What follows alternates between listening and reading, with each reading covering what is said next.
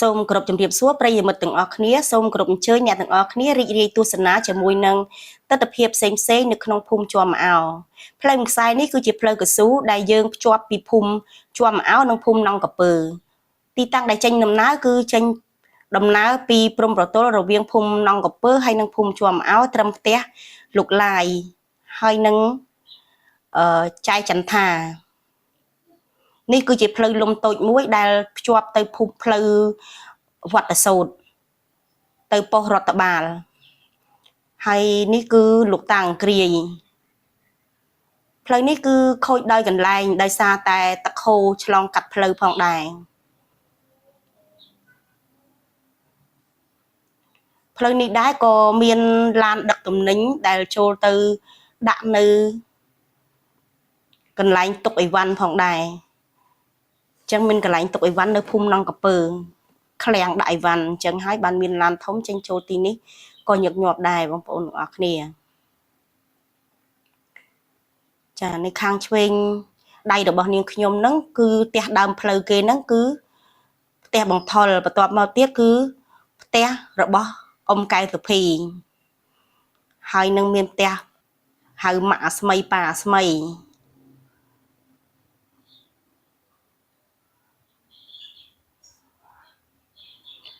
ម៉ាក់រស្មីប៉ារស្មីហ្នឹងគឺប៉ាគេលក់លៀសម៉ាក់គេលក់នំប៉័ងដាក់សាច់អីហ្នឹងបងប្អូនហើយយើងធ្វើដំណើរទៅមុខទៀតទៅ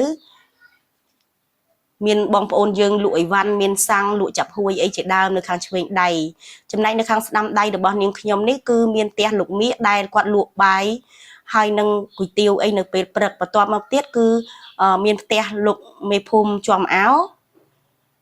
ហើយមានលក់ចែកកេតលក់សាច់គោអាំងពេលល្ងាចហើយនេះផ្ទះលោកគួងវត្តគង់ដែលគាត់លក់គុយទាវពេលព្រឹកផងដែរបន្ទាប់មកទៀតមានផ្ទះជួលខោអាវចាជួលសម្លៀកបំពាក់ចាមានពីរកន្លែងបន្ទាប់មកទៀតគឺផ្ទះជួលសម្លៀកបំពាក់ម៉ាឡៃកាត់ដេរនេះកន្លែងនេះបងប្អូនអរគ្នាគាត់មានកៅអៅច្រើន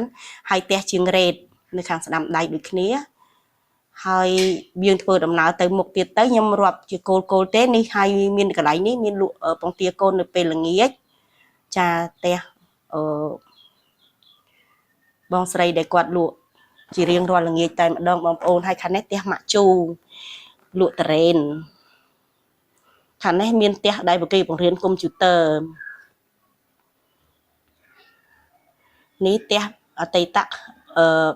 ផ្ទះបងសិនផ្ទះប្រពន្ធបងសិនហើយនៅខាងឆ្វេងដៃហ្នឹងគឺមានលក់អីវ៉ាន់ចាប់ហួយផ្ទះបងលៀងគុនធីហៅបងធីកូនយាយវីដេអូហើយយើងធ្វើដំណើរមកខាងស្ដាំដៃនេះតមកទៀតមកគឺមានដើមជ្រៃមួយដើមដែលមានខ្ទមលោកតាលោកចំណាំដែលបងប្អូនប្រជាពលរដ្ឋយើងតែងតែមកសែនជារៀងរាល់ឆ្នាំហើយខាងឆ្វេងដៃគឺផ្សារច្រកផ្សារមេមត់ចំណែកខាងស្ដាំដៃនេះគឺវិញស្រីនីរស្មីស្រីនីហើយមានលក់ហ្គាសនិងសម្ភារៈផ្ទះបាយហើយបើយើងធ្វើដំណើរទៅត្រង់ទៅគឺទៅវាលស្រែគឺខាងឆ្វេងហ្នឹងគឺ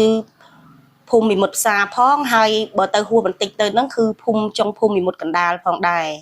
ហើយបើយើងធ្វើដំណើរទៅខាងមុខបន្តិចទៀតទៅគឺមានលក់អន្សមអាំងជារៀងរាល់ថ្ងៃអន្សមដែលគាត់វិចដែលផ្ទាល់ដៃរបស់គាត់មានអាំងផងមានអន្សមស្ងោរជាដើមហើយយើងធ្វើដំណើរនេះទៅខាងស្ដាំដៃនេះយើងធ្វើដំណើរនេះទៅគឺភូមិជាំអោដូចគ្នាណាបងប្អូនចាអញ្ចឹងខាងហ្នឹងគឺច្រកភូមិជាំអោផ្លូវបេតុងអញ្ចឹងភូមិជាំអោមានផ្លូវពីរខ្សែគឺផ្លូវបេតុងផងនិងផ្លូវកស៊ូផងជួរលើជាផ្លូវកស៊ូចំណែកជួរក្រោមនេះគឺជាផ្លូវបេតុងខាងមុខនោះគឺនៅខាងឆ្វេងដៃនោះគឺផ្ទះលោកជេងលោកប៊ុនជេង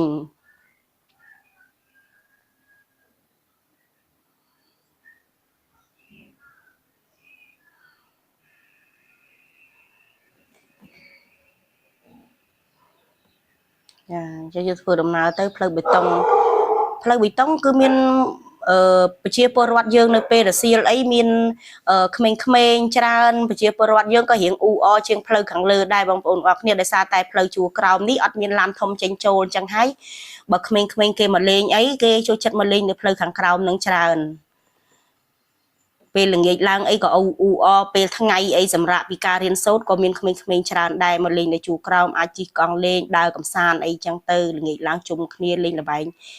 ជាប្រៃអីផ្សេងទៅតាមល្បែងរបស់កូនក្មេងអញ្ចឹងណាបងប្អូនអរគ្នាអញ្ចឹងនៅកន្លែងហ្នឹងអ៊ូអប៉ុន្តែដោយសារតែខាងនេះវាផ្លូវបេតុងហ្នឹងវាជាផ្លូវមួយដែលទាបជាងផ្ទះប្រជាពលរដ្ឋអញ្ចឹងហើយធ្វើឲ្យទឹកមួយចំនួនគឺដល់ពេលខែវស្សាទឹកហូរមកលើផ្លូវបេតុងផងដែរតែសំណាងដែរដោយសារផ្លូវបេតុងវាពេលដែលយើងទឹកហូរកាត់ទៅគឺវាមិនងាយខូចដូចផ្លូវកស៊ូអញ្ចឹងវានៅស្ថានភាពនៅល្អគ្រាន់តែថាពេលហ្នឹងទៅវាដូចថាមានដីមានអីខ្លះអញ្ចឹងបងប្អូនវាអត់សូវអាលងល្អដោយសារផ្ទះប្រជាពលរដ្ឋខ្ពស់ជាងដីហ្នឹងហូរមកលើផ្លូវបេតុង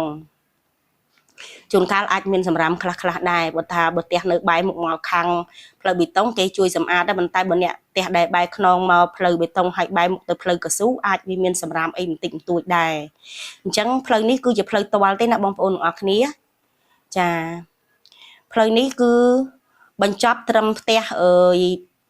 បងស្រីសមុននៅចុងគេនេះចាគាត់មានបិទស្រាព្រមទាំងចំជ្រូកផងដែរប៉ុន្តែគឺផ្លូវហ្នឹងផ្លូវបេតុងហ្នឹងគឺផ្លូវទាល់ពិតប្រាកដមែនតែគៀនផ្ទះគាត់ហ្នឹងគាត់ឲ្យអាចឲ្យជិះម៉ូតូអីបានដែរគាត់អាចជិះកាត់តាមនឹងប្រជាពលរដ្ឋយើងទៅម្ដងម្កាលជិះម៉ូតូកាត់តាមនឹងអីក៏គាត់ចិត្តល្អដែរគាត់អនុញ្ញាតឲ្យជិះដែរសូមគោរពអរគុណបងប្អូនប្រិយមិត្តទាំងអស់គ្នាដែលបានគាំទ្រវីដេអូរបស់នាងខ្ញុំសូមគោរពជូនពរបងប្អូនទាំងអស់គ្នាសូមទទួលបាននូវសុខភាពល្អរកទទួលទានមានបានគ្រប់ក្រុមគ្រួសារធ្វើដំណើរទៅទីជិតឆ្ងាយប្រកបដោយសុខសុវត្ថិភាពជួយ Subscribe នៅវីដេអូរបស់នាងខ្ញុំ